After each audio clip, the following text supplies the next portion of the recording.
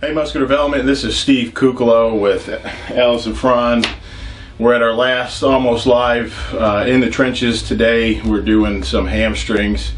Give you a little kind of idea of how we like to do our split and how we like to do hamstrings. I'll have Allison kind of talk about how we went into some of the exercises today, and then also lately we've been doing our split, quad ham split, and because we feel that both of us need an improvement in our hamstrings. It's one of those body parts that it's not in the front, you don't see it a lot, so they tend to be neglected a little bit because they're not as fun to train, like quads or chest or something that you see all the time. And so we typically like to focus one day completely on hamstrings and really just blow them out. And we usually do about 3 to 4 days between hamstrings and quads, because we'll train them either Wednesday, Thursday, and then train quads Sunday or Monday, and it's quad dominant and then hamstring dominant day. This is all time under tension stuff that we're doing. It's not necessarily counting reps, like 12 reps, but it's like what you can do rep wise in a set amount of time. So it's 50 seconds what we're doing. As we're getting closer, again, we're doing a lot of supersets, a lot of drop sets, a lot of just a lot of volume. So I'll kind of have Allison take over and talk about what we did today. She wrote up a lot of the workout, and there's no such expression when training with Allison that's just train like a girl. That's far from it. I mean, she's an ass kicker, and we and she's got crazy endurance, crazy strength. So for me, it's a good push, because I think she's got some incredible glute ham and tie-ins, and one of the things I really wanted to work on. So she'll talk about what we did today. So for hamstrings, as Steve mentioned, we both are looking to enhance them and just make them a little bit more round.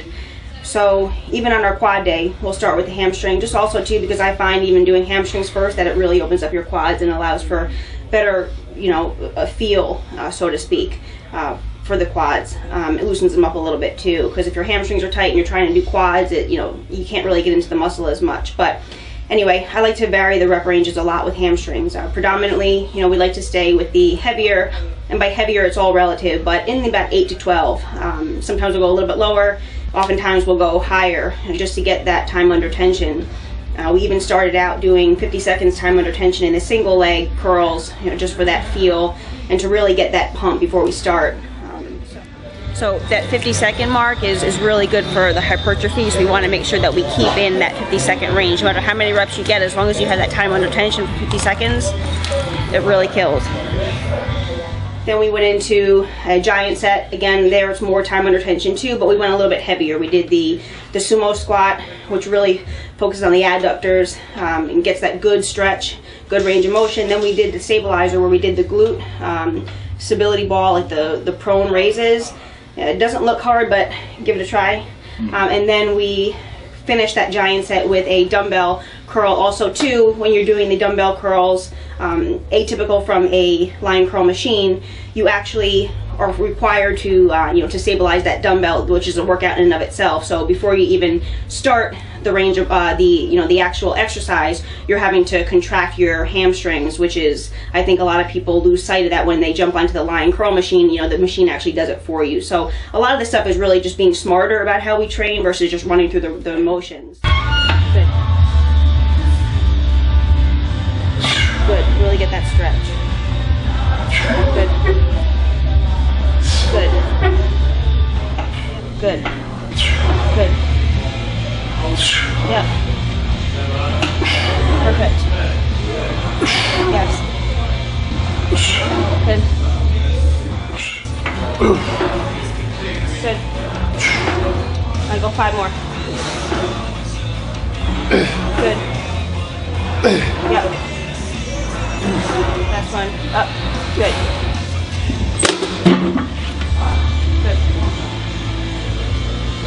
Good.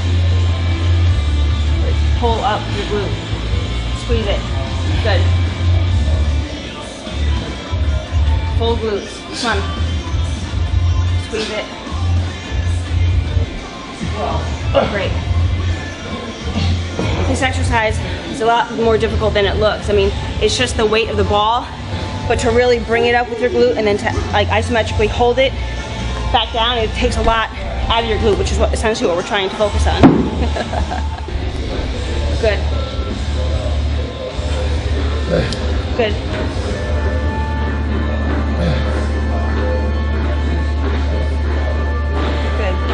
Yep.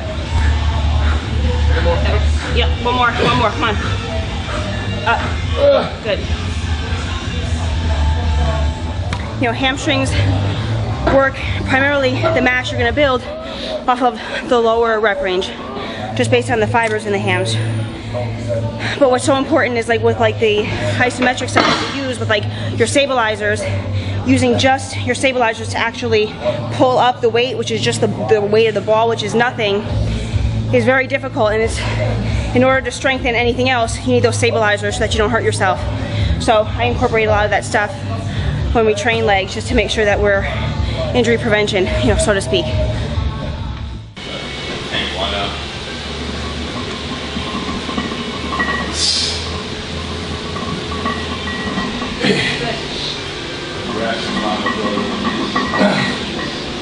I use it every day.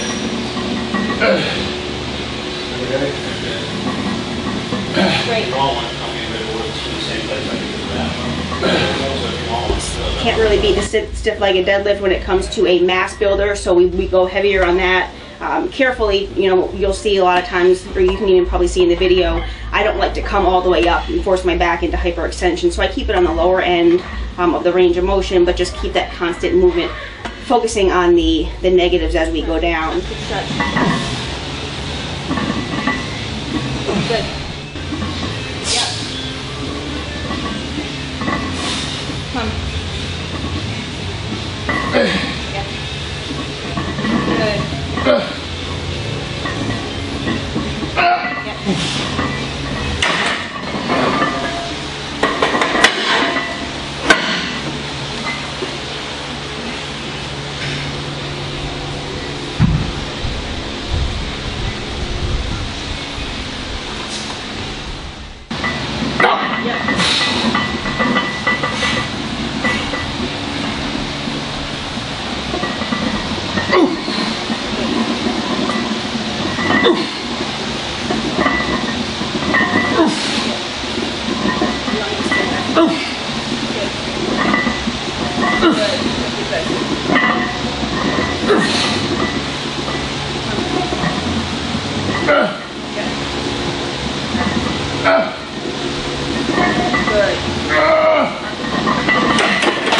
Finished it with a pretty heavy glute, to focus on the glutes. We did the step ups there, weighted, to just round out the glutes a little bit more for both of us. So overall, you know, that's one example.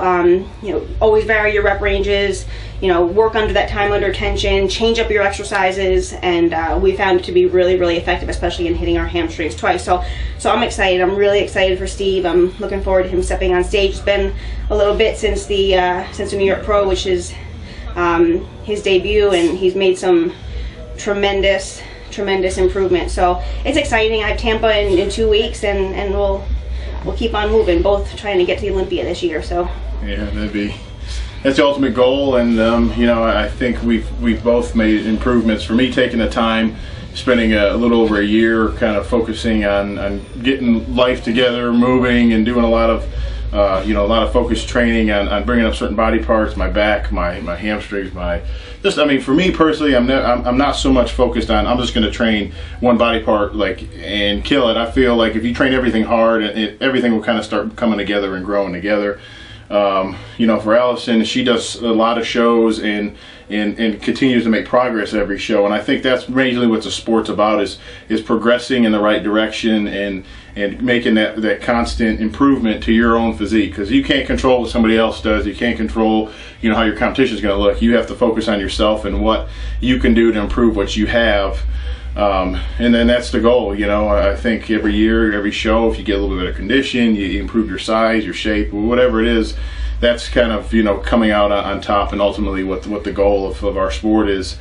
So it's exciting to be able to share some of the information, give you a look at what we do, and you know, it's not all about, you know, crazy heavy stuff all the time, and you know, so I just kind of focus. This is a lot more focused training, isolation training, and you know, it's a little bit different, and you know, it gets out of the typical rut of you know, of kind of bodybuilding is you know, just lifting heavy weight and get in there, yeah, buddy style stuff. This is, you know, really specific training on how to, for us, shape and improve our muscle, you know, and you know, I think it's worked so far, and we're excited to kind of present it on stage in a few weeks, and you know, glad we got to share this with you guys, MD. You guys are wonderful. We thank you for all the support, and you know, you can find Ellison and I on Instagram, on Twitter, on Facebook. You know, get on there. I know, you know, we got a lot of people that follow us, and we try to get pictures updated. I mean, Ellison's better at taking stuff at home than I am, but I like to share a little bit of life when I travel and at the fire station, all kinds of stuff. And Allison's got, you know, she's been helping me so much with cooking, and she's got a great column on Fitness RX, you know, one of the MD affiliates that she does a lot of the healthy recipes and stuff, so make sure you check that out. And so again, MD, we'll get a lot more stuff coming up in the future, but here we are, you know, 2 and 3 weeks out of our competition. So Steve Kuclo, Ellison Fran, we'll see you soon. Thank you for coming out, and God bless you guys. Thank you.